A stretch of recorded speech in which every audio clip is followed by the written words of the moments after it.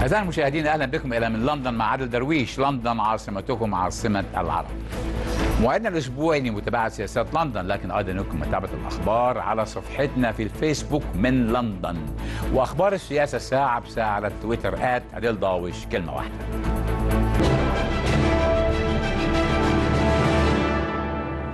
أهلا بكم. يا له من أسبوع استمرار المؤتمرات السياسية للأحزاب البريطانية، آخرها كان حزب الحكومة المحافظين. كان المفروض التركيز على المواجهات مع الاتحاد الأوروبي في الأسبوع اللي مفاوضات الخروج من الاتحاد الأوروبي وصلت طريق مسدود أو متجمد. We need a proper Prime Minister who says to Monsieur Barnier, okay, here's a deadline, here's a date, we work towards that date. If we can't reach a sensible deal on trade and everything else, then we are simply leaving and reverting to WTO rules. تمام كده عم ناجل، قال لهم انتوا ناس مستقصديننا وناس غير شرفاء في التعامل. الحكايه ان البرلمان الاوروبي اللي هو خاتم مطاط وحمل وديع لا يهش ولا ينش انتفض وادام بريطانيا مدعي ان احنا بنعرقل المفاوضات. طبعا الناس توقعت ان مواجهه خصم خارجي زي الاتحاد الاوروبي هي اكتر حاجه توحد الشعب وراء الزعيم، لكن تاتي رياح المؤتمرات بما لا يشتهي الزعماء. وزي ما بيقول عملاق المسرح المصري في العهد الذهبي اللي راح من مصر يوسف بيك وهبي، يا للهول يا للهول اللي حصل في مؤتمر المحافظين، وبالذات الأبلة تريزا ماي ناظرة مدرسة بريطانيا العظمى المشتركة لكل المراحل. حضرت النظرة بتاعتنا الأبلة تريزا ماي وهي بتلقي الخطبة اللي كل الناس منتظراها. The vision of an open, global, self-confident Britain, while our opponents flirt with a foreign policy of neutrality and prepare for a run on the ground. Some people say we've spent too much. You may not have heard me say that. So some people say we've spent too much time talking about Jeremy. الكوميديان ده اللي انتوا شايفينه اتنكر كانه واحد من النواب الحاضرين وراح اعطيها استماره البي 45، يعني دي بالعربي ثماره الاستغناء عن الوظيفه، يعني جواب الرفض. طبعا حكايه الاحتجاجات دي هنبحثها بعدين، لكن السؤال فين البودي جارد وفين الحراسه؟ طبعا احنا في بريطانيا مش في امريكا او في جمهوريه بتوع العالم الثالث. رئيس الحكومه والوزراء بيختلطوا بالناس، ما فيش عندي حراسه جامده قوي، لكن على الاقل كان لازم يكون في بودي جارد يتحرك بسرعه ويقف بين المحتج وبين رئيس الحكومه. افرض انه كان مجنون ومعاه ازازه ميه نار. Boris asked me! But Boris, please say you did this! You asked me to, and now you're denying it! Unbelievable! What's your name, mate? What's your name, please, sir? What's your name? What's your name? Who are you, sir? Who are you? Simon Broken, of course. Simon Broken. What's your name? Simon? طبعا لا بوريس قال له ولا حاجه، وبوريس بريء براءه ابن يعقوب الذئب او ذئب ابن يعقوب زي ما عجبكم. الابله تريزا ماي حاولت وجاهدت واستغلت الحكايه لتحويلها الى نكته على زعيم المعارضه جيرمي كوربن، لكن زي ما بيقول المثل المصري قليل البخت يطلع له العظم في الكرش، او زي ما قال المرحوم نجيب الريحاني لو واحد رمى حاجه من الشباك في شبرا وهو ماشي في العتبه برضه هتنزل على دماغه. The deficit is back to pre-crisis levels. Sounds as if my voice isn't on track.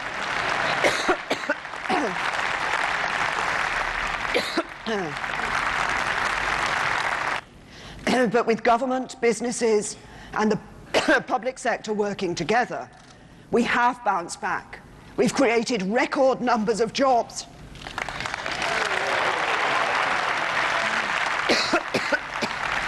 مسكينه فجاه جات لها نوبه كحه لعينه مش عايزه تقف ومش قادره تكمل كلامها. احنا كمان ناخده واحده عشان الكحه. حاولت بالروح الانجليزيه الفكاهيه تحويلها الى نكته، واحنا بنقول شابو للابله تريزا واستمرارها وعزمها، وده اعطاها تعاطف الناس معاها. بعد الخطبه تريزا ماي حطت تويتر من كلمه واحده كحه، وصورة الأضوية على الكومودينو كلمة واحدة كحة. نرجع تاني لقاعة المؤتمر. المثل الإنجليزي disaster come in threes، يعني المصايب بتيجي بالثلاثة. لما رجعت تتملك نفسها، وكان وراها الشعار اللي المحافظين اختاروه لمؤتمر السنة دي: بناء بريطانيا من أجل كل واحد يشوفه حصل إيه. That was shared around the globe, and it said something about us.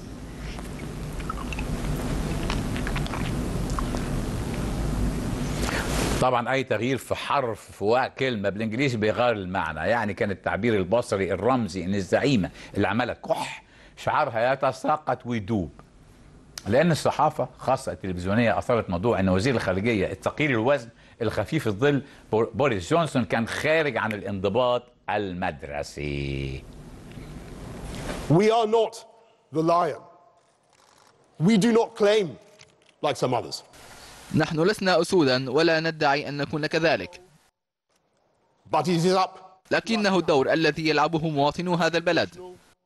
الأمر يعود إلينا الآن وعبر اتباع الطريقة البريطانية غير المبنية على التهديد، وذلك بالسماح للأسد بالزئير. To let that lion roar. على خلي الأسد يظهر.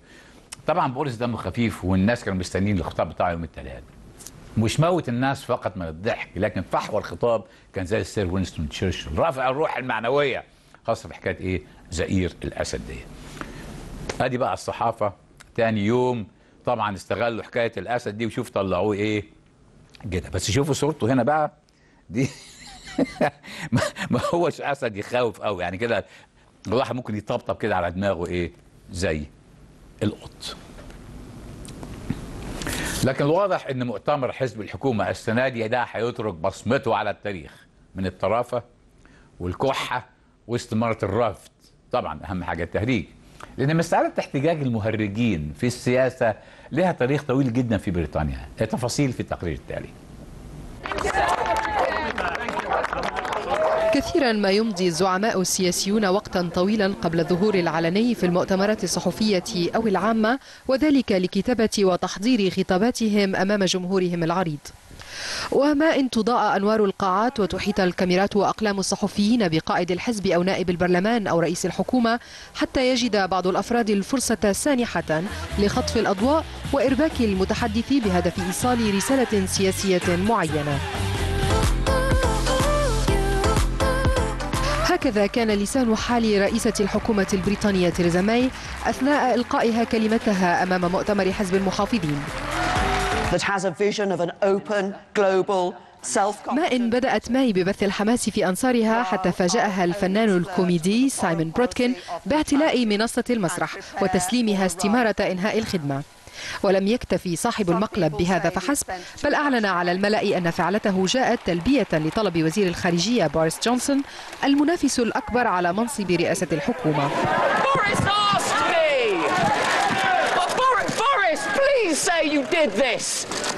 إلى ذلك تتنوع أساليب أصحاب المقالب وحدة عنفهم. فقد تعرض رئيس الحكومة السابق ديفيد كاميرون للضرب بالأيدي وهو يمشي في الشارع برفقة مساعديه.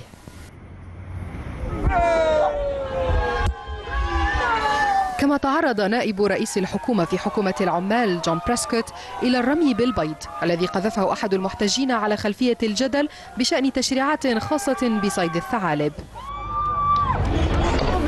إلى ذلك يبدو أن نشطاء البيئة أكثر أصحاب المقالب إبداعا، فقد قامت إحدى الناشطات بصب مادة خضراء على وجه وزير الأعمال اللورد بيتر ماندلسون، وذلك تعبيرا عن رفضها توسعة مطار هيثرو. وفيما تعد هذه المقالب اختراقا أمنيا لأصحاب المناصب الرسمية، يرفض معظم السياسيون تقديم شكاوى رسمية ضد مقترفيها، وذلك دعما لحرية الرأي والتعبير التي يتغنى بها السياسيون الذين باتوا يعيشون حالة من الترقب خشية أن يكونوا الضحية المقبلة لهذه المقالب. تقرير ماجد الكيلاني ريبورتنا وويلكم دانيال كوتشنسكي. نرحب بضيفنا دانيال كوتشنسكي نائب مجلس العموم عن مقاطعة شروسبري، كان عضو لجنة العلاقات الخارجية. الله، انت في اي لجان في هذا البرلمان؟ لست عضوا في أي لجان لأنني أريد تركيز مجهودي على العلاقات البريطانية البولندية. أوظف علاقاتي من أجل الغوص في طبقات المجتمع البولندي وإيجاد علاقات للعمل وعقد صفقات مع بولندا عقب الخروج من الاتحاد الأوروبي. يجب أن يركز نواب البرلمان بعلاقاتهم الخاصة على التمهيد لعلاقات ثنائية قوية مع البلدان الأوروبية المهمة ذات الوزن المؤثر. طيب بس اشرح المتفرجين ان دانيال من مواليد بولندا وبيتكلم بولندي وبيحظى بالاحترام هناك.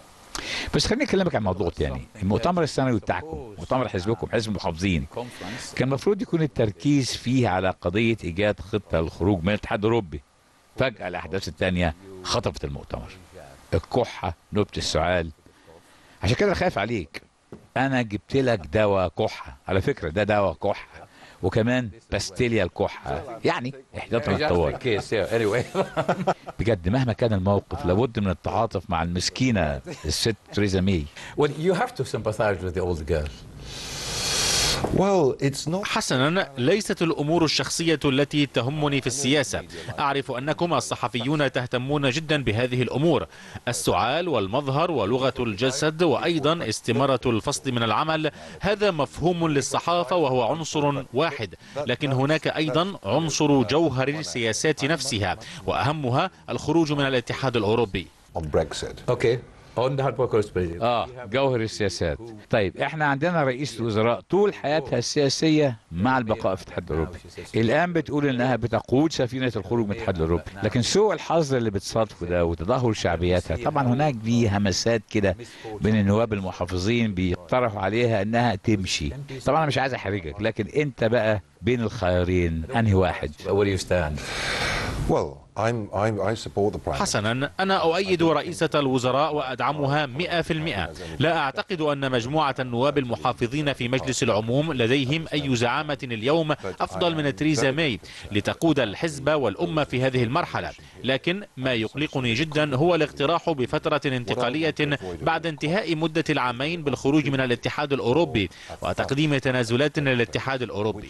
ما أريد تجنبه بأي ثمن هو نوع من المخادعة والتلفيق في هذه المرحلة، مما يؤدي لعكس إرادة الشعب بالخروج على يد حكومة عمالية في المستقبل. هذا السيناريو هو ما أراه التهديد الأكبر لسيادتنا الوطنية ولدستورنا وللمستقبل السياسي لبلدنا ولتقاليدنا الديمقراطية بإشراك الناخب، ولذا تجدني مع بقية نواب مجلس العموم نراقب بحذر كل مقترح يقدمونه بشأن ما ستكون عليه هذه الفترة الانتقالية.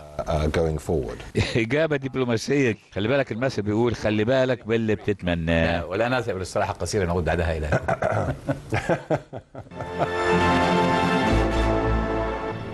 اهلا بكم مرة أخرى إلى من لندن مع عادل درويش. تابعونا على تويتر @عادل درويش كلمة واحدة، وعلى فيسبوك من لندن. طبعا زي ما شفنا في النص الأول أكبر حدث والناس كلها بتتكلم عنه اللي حصل فيه مؤتمر حزب المحافظين، مش فقط زئير بوريس جونسون وكحة الأبلة تريزا ماي وجواب الرفض اللي سلمته. المؤتمرات الحزبية دي الأخبار والسياسات الحقيقية مش اللي بيحصل في القاعة وعلنا قدام الكاميرات، لا، في العشرات من الاجتماعات والندوات الصغيرة اللي بيتم فيها عشرات المناقشات وبتعكس اتجاهات الشعبية بتحول إلى سياسة يتمناها الحزب ويطرحها في البرلمان. Answering the questions. All right, what would you like to ask me? And your disgusting views are not welcome here. What would you like to get ask out me? of here. What do you disagree with me about? With everything you have to say regarding abortion rights, women's rights, austerity, everything. Okay, but specifically. الرئيس الكرواتي جاكوب ريس موج وابوه الله يرحمه ويليام ريس موج كان رئيس التحرير بتاعي لما اشتغلت في التايمز من اكثر من 40 سنه. اهم سلاح يستخدمه الانجليز ضد خصومه هو الادب الجم وبرود الاعصاب. برضه من نقص الحراسه، يا جماعه محتاجين فضاويين داخل الاجتماع. قال له التحقير ومن مش عارف ايه وابن ايه، قال له ايه سؤال حضرتك؟ المهم نزع السلاح بتاعه ايه بسلاح اهم خالص وهو الادب الجم، واحرج الواد المحتج الاهبل ده، والواد الاهبل خرج قفاه يا قمر عيش. في اجتماع تاني على هامش المؤتمر كان في مناقشه تتعلق بالعماله والبطاله وتهديد العماله الاجنبيه لارزاق الناس. النائب المحافظ كريغ ماكينلي في الاجتماع اتهم الشباب البريطاني بالكسل وعدم اخذ مبدا العمل بالجديه نفسها اللي كانت اجيال الكبار تحترم قيم العمل بيها. النائب المحترم خلى فكره العمل في الحقول جذابه بالنسبه لهم، لان معظم اللي بيجمعوا المحاصيل هم بنات امارات زي الشربات من اوروبا الشرقيه. النائب قال لهم لو رحتم اشتغلتوا في الحقول، اشتغلوا في الحقول بايه؟ هتلاقوا بنات غايه في الجمال من بولندا وتشيك وبلاد بحر البلطيق، وطبعا بالنسبه للشباب الصغير ده دافع مهم جدا.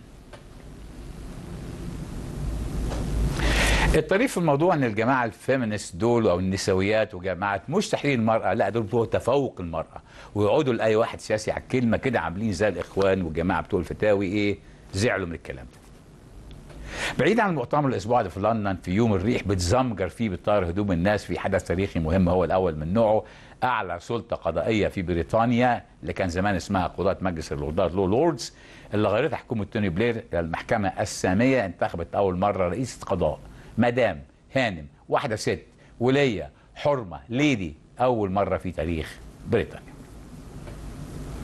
السوبريم كورت او المحكمه الساميه تكون رئيستها ليدي، بالنسبه للصحافه العربيه والصحفيين العرب بيسموها خطا المحكمه العليا، لكن هنا في محكمه عليا دي اسمها المحكمه الساميه.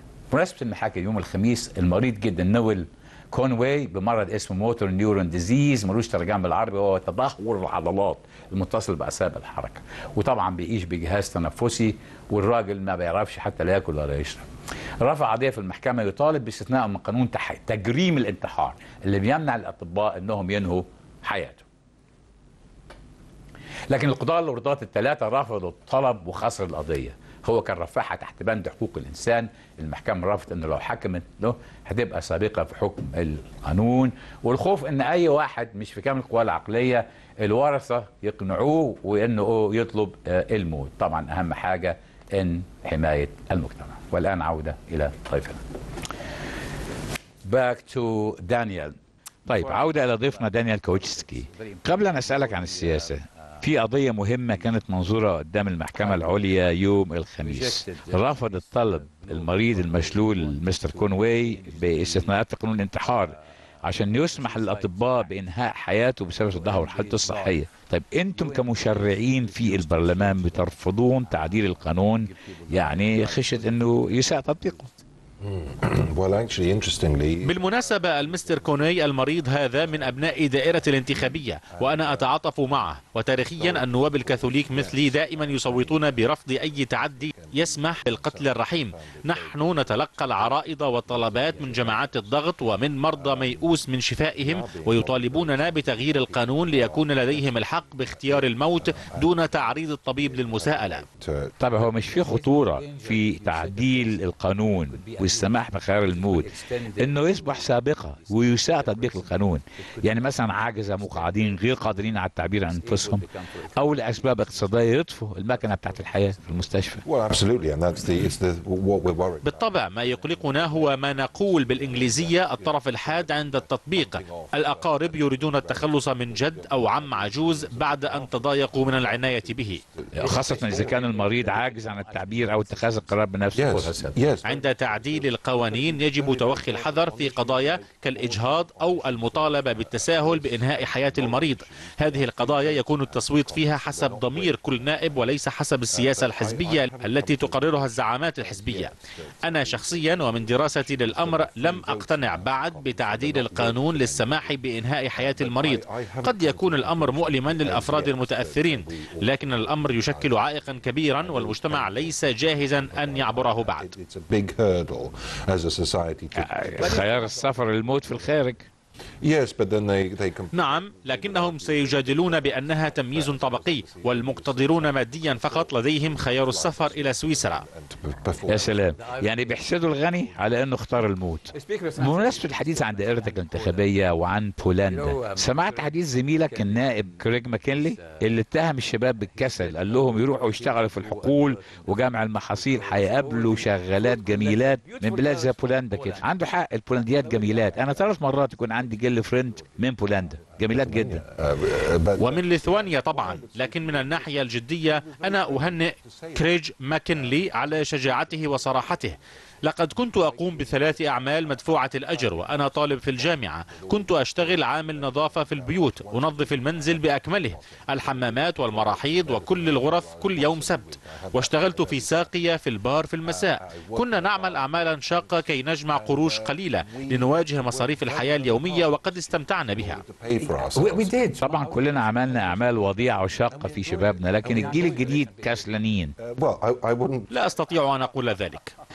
أنا عجوز أقول أنا. لا أستطيع الموافقة، لكني استمتعت بأنني أكسب مصاريف جيبي بنفسي. الأمر صعب لشباب اليوم لأنهم يدفعون مصاريف جامعية وكانت مجانية في أيامنا. لم يكن في جيبي مال ولم أرد أن أضيف أعباء على والدي، فاضطررت للعمل بجانب الدراسة. فالمصاريف اليوم نوع من الحل الوسط، ولحسن الحظ السار فإن الحكومة رفعت الحد الأدنى الذي يبدأ معه الخريج دفع دين قسط الجامعة. لكن العمل في الحقول بجانب البنات الجميلات ده حافز للشباب. ومناسبة الحديث عن الدوائر واجتماعات النواب، ايه حكاية نقص الأمان ده؟ وايه اللي حصل مع جيكوب ريس-موج والشاب اللي دخل شاتمه ده؟ هل حصلت معاك تجارب شخصية في الدائرة حاجة زي كده أو في مكان عام من تهجم من الأشخاص؟ طبعا حدث كثير كأي سياسي، خاصة أثناء الحملات الانتخابية. بالمناسبة عندما تختار العمل في السياسة فإن التطاول والسباب والإهانات هي جزء من متاعب المهنة. لكن ما يحزنني أن زعيم حزب العمال المستر كوربين سمم بئر الحياة السياسية. تيار مومنتوم أي الزخم الذي يدعم كوربين ينشر الكراهية ويروج لإهانة مؤيدي المحافظين. أنا محافظ، لي أصدقاء وزملاء كثيرون في حزب العمال. ما أحبه عن مجتمعنا الديمقراطي هو التعددية وتصادم الأفكار والآراء والدخول في جدل الاختلاف كعملية نأمل أن تؤدي إلى الخروج بسياسة أفضل. نحن لسنا نظاما ديكتاتوريا أوتقراطي أو نظام حزب واحد، ولا يمكن لحزب واحد أن يدعي احتكار الحكمة السياسية لوحده. ما أريد توضيحه هنا أن المستر كوربين يجب أن يرى كيف أن حركة المومنتوم تروج لكراهية معارضيهم في الرأي، وهذا أمر لا يليق بمجتمعنا. طب شوف احنا الصحفيين حجم الشتائم والكراهية اللي نتلقاها. زميلتكم في الBBC اضطرت للاستعانة ببودي جارد لحمايتها أثناء تغطية المؤتمر الخاص بحزب العمال. زميل لورا كونسبيرج، واللي بيهددوها كانوا بتوع مومنتوم. شيء لم أختبره من قبل، وأملي أن يتمكن السيد كوربين من تلجيم المومنتوم. لا نريد أن نصل إلى وضع تجد فيه الشباب خاصة الفتيات ومن الأقليات العرقية أن ينصرفوا عن السياسة خشية الإهانات وخشية تيار مومنتوم. ستكون كارثة لكل الأحزاب السياسية وللديمقراطية. صوت الحكمة. في الأسابيع الجاية هندعو حد من نواب حزب العمال عشان يكلمنا ازاي يعالج الظاهرة دي. واحنا نشكر دانيال كوينسكي نائب حزب المحافظين عن شروسبري وممثل السياسة البريطانية عند البولنديين. هذا كل ما لدينا، وإلى اللقاء الأسبوع القادم.